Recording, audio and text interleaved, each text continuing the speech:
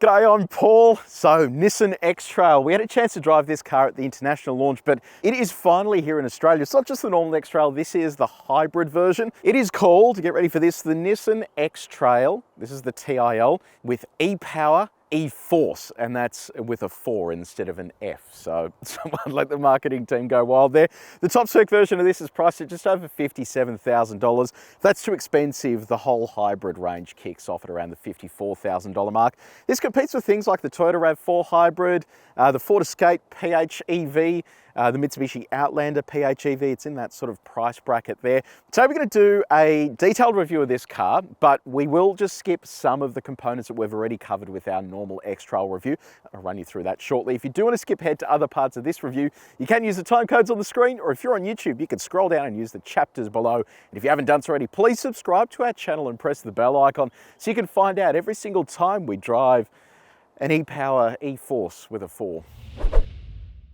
Okay, let's talk design. You've got 13 colors to pick from depending on the variant you go for. Red is free and then you pay extra for metallic colors, and also if you want the black roof as well.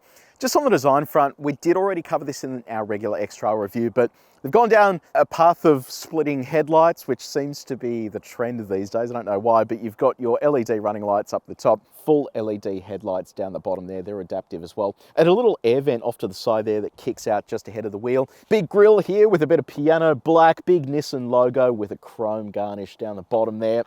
Let's whip around to the side. The hybrid version runs on these 20-inch alloy wheels. I actually quite like this design. So machined finish on the outside there, a bit of graphite on the inside there. So this is the Michelin Primacy 4. So it's kind of like a tyre designed for quietness. So I'll be interested to see how this actually performs here on our noise road when we get the noise meter out, because I think this should actually help keep the cabin nice and quiet, especially when you consider the configuration of this internal combustion engine and the electric motors, which I'll run you through when we do go for a drive. You've got cladding there on the wheel arches. Despite this looking like an off-road vehicle, it actually has less ground clearance than the regular internal combustion version. So it sits at under 200 mil. The regular internal combustion is over 200 mil. You've got the e-Power badge on the side here to signify that it is the hybrid. Up the top here, piano black on the wing mirror with an indicator built into there. Camera in there as well. Glass roof there, black roof as well, roof rails, privacy glass, and then come around to the back with me. Around the back, you've got partial LED tail lights, another e-Power badge, X-Trail, and then here is your e-Force with the 4 instead of an F. Big Nissan logo there as well, and then more of that chrome garnish down the bottom. I actually reckon the X-Trail looks really good. They've done a great job here with the design. It's my opinion. I know design is subjective, but I actually think it looks pretty good. Let me know in the comments section below, do you like the look of this? It shares a platform with the Outlander, and they don't really look all that similar on the outside, which I reckon is pretty great. So let me know what you reckon in the comments section below.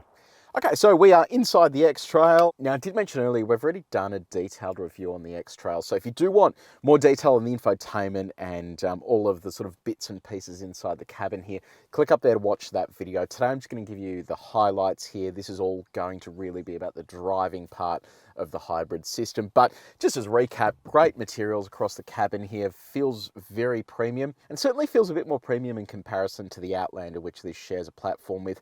And I do love the use of this sort of faux wood grain material along there. You can see those sort of grains that they've integrated into there, and then the restrained use of piano black. So there is piano black there and there, but for the most part, they've used this other sort of material around the place. So that all looks pretty nice. Just on the infotainment system, it's really easy to use. It has all the latest smartphone mirroring integrations, high resolution screen as well. So it's all sort of quite straightforward. So in addition to that infotainment screen, the main differences here with the cabin between this and the hybrid version of these two buttons here, you've got an EV button for driving under full EV power, and then also an E-pedal button for single pedal driving. You will also see a battery indicator down the bottom here as well that kind of gives you an indication of how much reserve you have in the hybrid battery. But outside of that, the rest is going to look pretty familiar, and the big changes are going to be when we actually do hit the road with it. In the second row, you're going to find a decent amount of knee room, leg room, and headroom. You'll also note that the second row slides forwards and backwards to give yourself a bit more boot room. You've got window blinds as well, but the boot is actually slightly smaller than the standard internal combustion version. So let's go have a little look at that.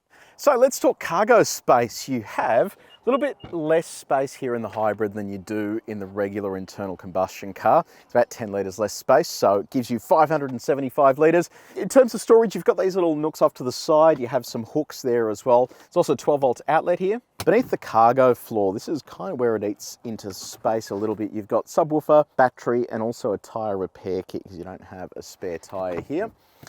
But it is a pretty clever loading system because you have these little hidey holes over here and a two-tiered load floor as well that you can adjust sort of as required. I'll show you what it looks like with our bags in there. So it's the laptop, pop the suitcase in there. So there you go, plenty of room there without sort of too many dramas. So the 10 litres of space you lose really isn't the end of the world. If you do want more space, you can drop the second row. And by the way, you can't get the hybrid with 7 seats, unfortunately. Just a bit of a shame. Does give you a fairly flat load floor. Okay, so we've just hit the road in the X-Trail, e-Power, e-Force. This is all a little bit confusing, so I'm going to try and explain it as best as I can. I'm going to dumb it right down so that if none of this makes any sense to you, hopefully it will by the end of it. So this is kind of a unique proposition in this segment because it uses an internal combustion engine and it acts as a hybrid, but it actually does it differently to any other vehicle on the market at the moment. So it has an internal combustion engine under the bonnet there. It's a 1.5 litre turbocharged 3-cylinder petrol engine, so a funny little unit. That produces on its own 106 kilowatts of power and 250 newton meters of torque. That's variable compression, so that means at low loads it's able to extract a bit more energy from the engine there. That then actually has a generator directly attached to it. The generator is then attached to an inverter, and an inverter then drives 2 electric motors, one on the front axle, one on the rear axle. The one on the front axle is 150 kilowatts, the one on the rear axle is 100 kilowatts, and they combine to produce 157 kilowatts of power. Now, the confusing part here is that the internal combustion engine has no direct mechanical link to either the front or the rear axle. So you have no drive line hump down the center here that carries a drive line. It is all just driven by the electric motors. And as a result of that, there are times when you don't hear anything happening. The internal combustion engine isn't doing anything, and it is just a small battery that drives the front and rear motors. It has a small 1.8 kilowatt hour battery. So it's not a huge battery, so it means that you're not really getting any sort of great deal of energy out of that. There's no huge amount of propulsion there, but it is able to take off quietly without the internal combustion engine running. You can also then put it into EV mode where it switches off the internal combustion engine, and you can see right now with that energy flow that we're just using the battery to run the car. If I gradually apply more throttle, getting to the point now where we're using as much energy as we can, it then kicks on the internal combustion engine to assist with everything. There is also another mode here as well called e-pedal. So if you click that on, it allows the car to operate, I guess in single pedal driving mode. So you can see here when I roll out of the throttle, it's using regen and brakes to almost bring the car to a complete stop. It gets to about sort of 8 kilometers an hour and then it just rolls along on its own. So bit of a strange system. I don't know why it can't be like the Leaf where it comes to a complete stop so you don't actually have to brake on your own. And one final mode you can play with as well is the B mode. So if I flick that to B mode, it increases the amount of regeneration that you're getting here. It can also use the internal combustion engine as an outlet for the wheels to absorb energy. So it is a really fascinating setup, and it is highly complex when you look at it compared to other vehicles on the market like the RAV4, which on occasion will directly drive the wheels.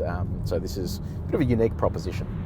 Now, what does all of that feel like behind the wheel? Well, it means that if you get stuck into the throttle, the note of the engine doesn't always match what's going on, because when you do plow the throttle, it's not actually consistent. Sometimes the engine will kick on because it needs to supply energy to the motors. Other times it'll be the battery that does that first before the internal combustion engine kicks on. So it is just a little bit confusing in terms of the way that it works. But in my opinion, it actually works pretty well. Most of the time, all you're hearing is that whirring noise of electric motors running. You really don't hear much from the internal combustion engine unless you do get really properly stuck into it. Now, in terms of fuel economy, look, with Toyota's hybrid products, typically they're pretty good, but sometimes you don't really get the figures that they promise. Nissan claims a combined fuel economy of 6.1 litres per 100 Ks. We are currently sitting on, there you go, 6.1 litres per 100 Ks. So bang on that target, which is pretty impressive there, and it means that that is a realistic fuel economy. We've done highway driving, a bit of city driving, and now also some fast laps of the track, and it's sitting on 6.1, so that's great. Okay, let's do a little bit of faster driving. We've got all our drive modes here. I'm going to flick all the way through to Sport. See what this feels like. Look, it's not too bad. It kind of pins you back in the seat nicely. You can see the power gauge there going around to 100%. Roll onto the throttle through here. It's actually not too bad. There is a bit of body roll. This is about 200, well, a little bit more than 200 kilos heavier than the internal combustion version, but you are getting the benefit there of all-wheel drive with electric motors on the front and rear axle.